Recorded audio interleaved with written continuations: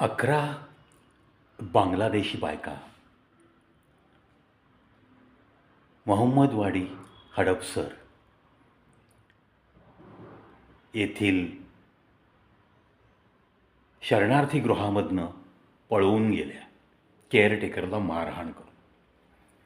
या बांगलादेशमधून ही घुसखोरी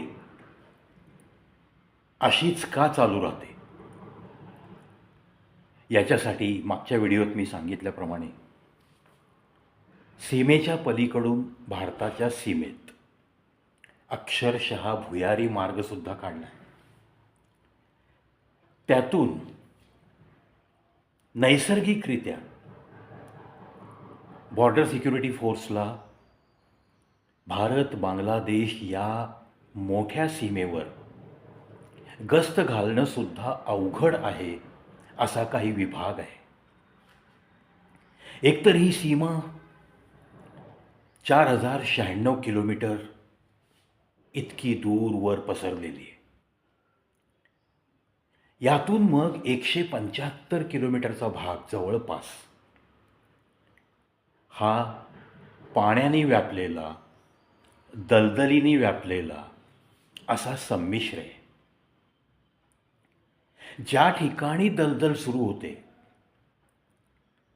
त्या ठिकाणी बोटी थांबवाव्या लागतात. किनाऱ्याला उतरून गस्त घालावी लागते.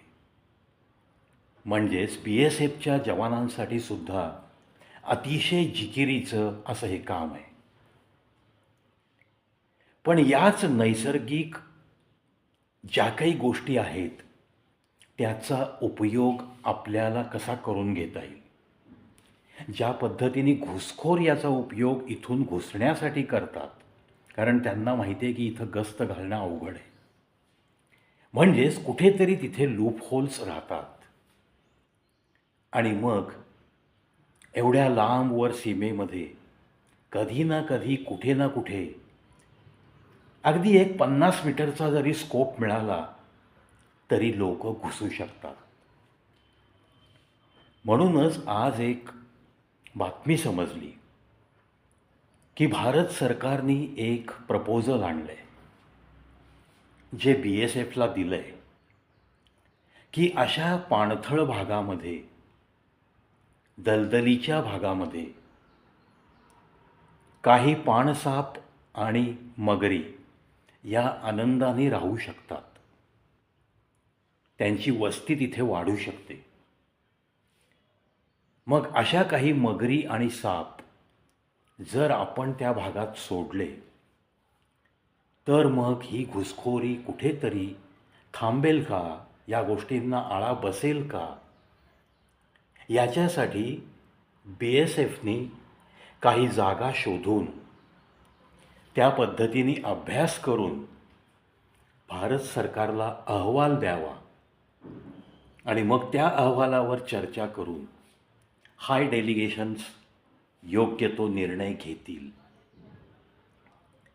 1971 साली ज्या राष्ट्राची निर्मिती आपणच करून दिली, भारत पाकिस्तान वॉर 1971, त्यानंतर मग निर्मित झालेलं हे राष्ट्र आज आपणच कित्येक गोष्टी तिकडे एक्सपोर्ट करतोय. म्हणजे भारतावर तिथली व्यापारपेठ अवलंबून आहे. पाकिस्तान सगळ्या गोष्टी त्यांना पुरवू शकत नाही.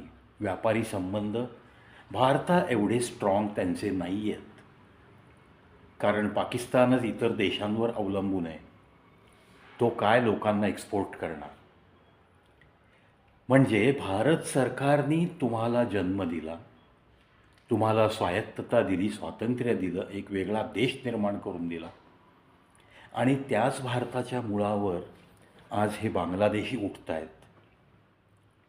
त्याच भारतामध्ये अवैधरित्या घुसखोरी करून इथली डेमोग्राफी चेंज करण्यास जे काही लोक उद्युक्त करतायत त्यांना हे लोक इकडे घुसून इकडे सेटल होण्याचं ठरवून पाठिंबा देत आहेत, जेणेकरून जे काही एक व्यापक स्वप्न ती लोक पाहत आहेत, गजवा ए हिंद,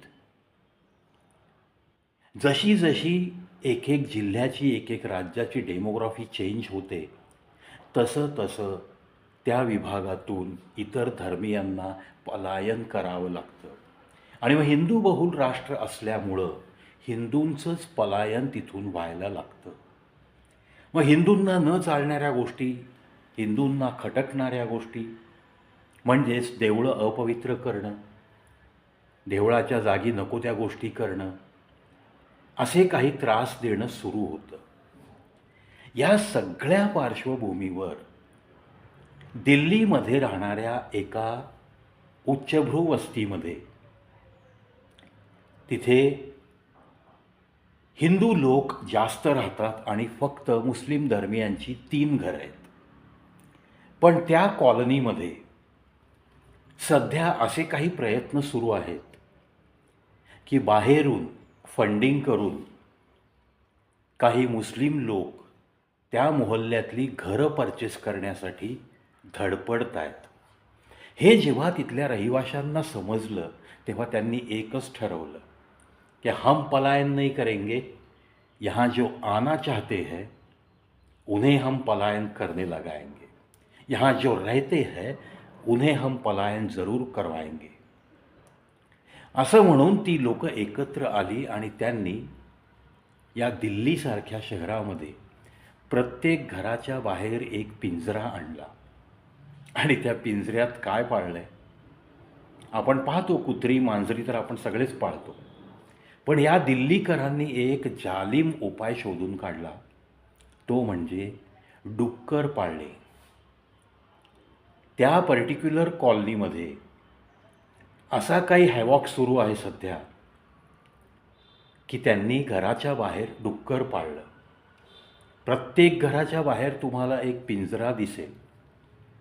म्हणजे ते डुक्कर तिथे हिंडू फिरू शकत नाही, फक्त त्या पिंजऱ्यात उभं राहील, खाईल, पिईल, झोपेल. छोटे छोटे पिंजरे आणि एक एक डुक्कर प्रत्येक दरवाजाच्या बाहेर दिसू लागलं. आता हा मुस्लिम धर्मी जे आहेत ते डुक्कर हा त्यांचा वीक पॉईंट, म्हणजे त्यांना ते नकोच असतं. आता हा हिंदू लोक काय सांगतायत की वराह अवतार हा विष्णूचा अवतार आहे. प्रत्येक घराच्या भिंतीवर त्यांनी विष्णूचं वराह अवतारामधलं पोस्टर चिटकवलं. असे काहीसे वेगळे फंडेज आपल्या देशामध्ये अवलंबले चालले आहेत. पण ही वेळ का आली? इतकी वेळ का आली? कुठेतरी दुसऱ्या बाजूने काहीतरी ॲक्शन वाढत चालली आहे आणि मग त्याला आपण जर रिॲक्शन अशा पद्धतीने दिली तर कदाचित त्या गोष्टींना आळा बसेल असं त्या हिंदू लोकांना नक्की वाटतं आहे. अर्थात हे प्रकरण मग खूप पेटलं. एका व्यक्तीने, मुस्लिम व्यक्तीने प्राण्यांची काळजी घेणाऱ्या संस्थांकडे पत्र पाठवली आणि एक पोलीस स्टेशनला FIR सुद्धा लॉन्च केलं की या प्राण्याला अमानुष वागणूक दिली जाते, त्याला पिंजऱ्यात बंद करून ठेवलं आहे, त्याला खरं पाहिलं तर मोकळं फिरण्याची आवड असते, समूहाने राहायची आवड असते, तर ह्या प्रत्येक घराच्या बाहेर एका पिंजऱ्यामध्ये एका डुकऱ्याचा अनन्वित छळ सुरू आहे, अशा पद्धतीची पत्रव्यवहार त्या ॲनिमल फाउंडेशनला गेला. त्यानंतर मग ती ॲक्शन सुरू झाली. ते लोक आले. त्यातूनच एका हिंदूच्या घराच्या बाहेर पिंजऱ्यातलं डुक्कर मेलं. नंतर दुसरं पण मेलं. अशी 4-5 डुकरं मेली. आता हे हिंदू लोक आरोप करत आहेत मुस्लिम लोकांवर. मुस्लिम लोक म्हणत आहेत की CCTV आहे, त्याचं फुटेज दाखवा, त्यांनीच मारलं आहे, त्यांनी खाऊ घालताना चुकी झाल्या, त्या खाण्यामध्ये काहीतरी विष होतं आणि ती डुकरं मेली. आता विनाकारण आमच्यावर आरोप करत आहेत. अशा पद्धतीने जर समाजामध्ये तेढच निर्माण होणार असेल तर मग या देशाचं नक्की भवितव्य काय? एकतर घुसखोर येत आहेत, त्याच्यासाठी सरकार आटोकाट प्रयत्न करतं आहे. लोकल ॲथॉरिटीज त्यांना आयडेंटिटी कार्ड मिळवून देण्यासाठी मदत करत आहेत. तिकडून सीमेवर सोडलं तरी एका शहरातनं आले तर दुसऱ्या शहरात पाठवले जात आहेत. आता मगरी आणि साप, पण ही उपाययोजना मगर आणि सापाची करण्याच्या आधी तुम्हाला आधी देश साफ करावा लागेल. जे ऑलरेडी आलेत त्यांना हुसकावून लावण्यासाठी एक व्यापक मोहीम तुम्हाला हाती घ्यावी लागेल. राहिला प्रश्न त्या बॉर्डर सिक्युरिटी फोर्सच्या जवानांच्या जीवाची सुरक्षिततासुद्धा पाहता आली पाहिजे. हे मगरमच्छ आणि साप हे त्या एकाच ठिकाणी राहून फक्त घुसखोर आहे त्याचाच आम्ही फडशा पाडू आणि जवानाला आम्ही ओळखू असं होणार आहे का? शेवटी ते प्राणी आहेत. एखाद्या भुकेल्या मगरीला आपले जवान जर समजा गस्त घालण्याच्या ठिकाणी असतील, गाफील असतील, तर ती आपल्यासुद्धा एखाद्या जवानाचा चावा घेऊ शकते. एखाद्या जवानाच्या जीवाला धोका उत्पन्न होऊ शकतो. जर ते साप खूप विषारी तुम्ही सोडणार असाल तर ते काही एकेच ठिकाणी थांबणार नाही आहेत. त्यांना जिथं जिथं पोषक वातावरण वाटेल, समजा जवानांच्या साईडला त्यांना काही असं पोषक वाटलं तर तो धोका आपल्या जवानांनासुद्धा होऊ शकतो. ह्या गोष्टींचा नक्की विचार करावा लागणार आहे. शेवटी असं नाही आहे की तुमच्या हातात रिमोट आहे, तुम्ही सांगाल त्यालाच ते पकडतील, असं नाही आहे. शेवटी ते वन्य जमात असं आपण ज्याला म्हणतो, मगरी, त्या कधी क्रूरपणे वागतील काही सांगता येत नाही. पॉयझनस स्नेक्स म्हणजे विषारी साप जेव्हा तुम्ही सोडायचं ठरवता तेव्हा ते सुद्धा कसे आणि कोणत्या गोष्टीला कसे रिॲक्ट होतील हेही सांगता येत नाही. त्यामुळं ही उपाययोजना जरी वरती अजून मीटिंग वगैरे चालू असल्या, प्राथमिक अवस्थेत असली, तरी पण या योजनेतले असे काही धोके नक्की आहेत. सीमावर्ती भागामध्ये दलदल आणि पाणी असल्यामुळं मनुष्यवस्ती नाही आहे हे मान्य करतो मी. पण आपणच आपल्या काही जवानांना तिथं गस्त घालायला पाठवतो. त्यांच्याकडून थोडाफार काही गाफीलपणा झाला आणि त्यांना काही दुखा झाल्या किंवा त्यांच्या जीवाला धोका उत्पन्न झाला तर काय करायचं? भारत सरकार प्रयत्न करते की घुसखोर आले नाही पाहिजेत. त्याच्यासाठी इन्फ्रारेड कॅमेरे आहेत, CCTVचं जाळं पण पसरलेलं आहे, इतर उपाययोजना पण सुरू आहेत.